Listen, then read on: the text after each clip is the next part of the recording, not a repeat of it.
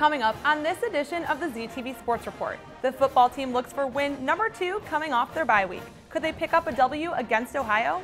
And Caleb Porter's crew looks to stay undefeated in MAC play and keep the home unbeaten streak alive. Could they take down Bowling Green? And we send it to David and Dee to preview the week ahead in Akron sports. All that and more coming up on the ZTV Sports Report.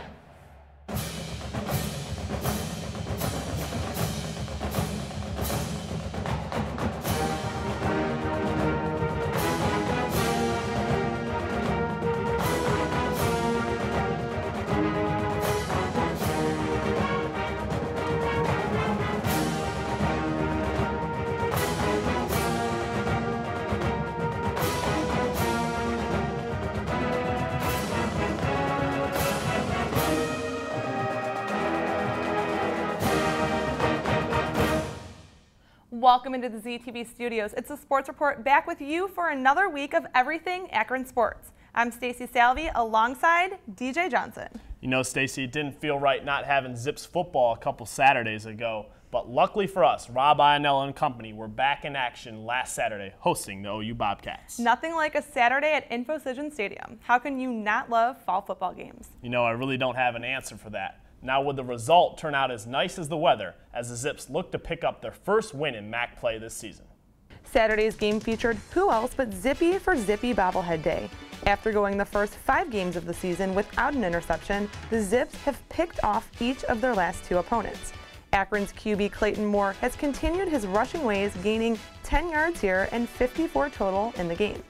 The 2011 national champion men's soccer team was honored at the game for their winning season. OU was the first to get on the board with a Matt Weller field goal in the first. Second quarter, Zips and Bobcats tied at 3. Tyler Tettleton finds Levon Brazil, who breaks the plane with 6:17 left on the clock. Bobcats lead 13-3 at the half. Third quarter, and Clayton Moore gets the ball to Keith Sconyers in the end zone with 35 seconds left in the quarter. Bobcats ahead 23-10 entering the fourth.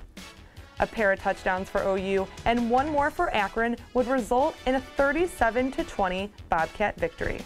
The loss drops Akron to 1-6 on the season as Ohio improves to 5-3. Good news for the Zips. They will play host again this week as Central Michigan strolls onto campus. To see Rob Ionella's thoughts on that game, as well as the 37-20 loss to Ohio, we give it away to the head coach.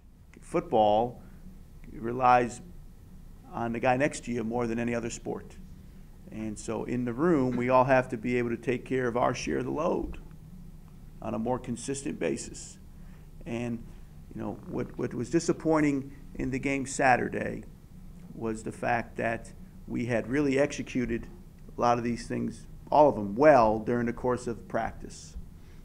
And then we got in the game and got the exact same look we got in practice and then didn't execute. But for what is to come in the MAC conference this week, we send it over to David and Dee at the Zips update desk. Thanks, guys, and we decided to switch it up a little bit this week and bring you the week ahead in the conference. There's a lot of critical games in week 9 and in week 10. You know, it's really crunch time in the conference. Over halfway through the season, we're well into conference play. Things are really starting to heat up, David. Well, let's check it out, what's going on in the conference this weekend as well into next week. As we said earlier, Akron will host 2-6 Central Michigan. That game will be played at 12 p.m. 4-4 Bowling Green will take on Kent State. The record is 1-6.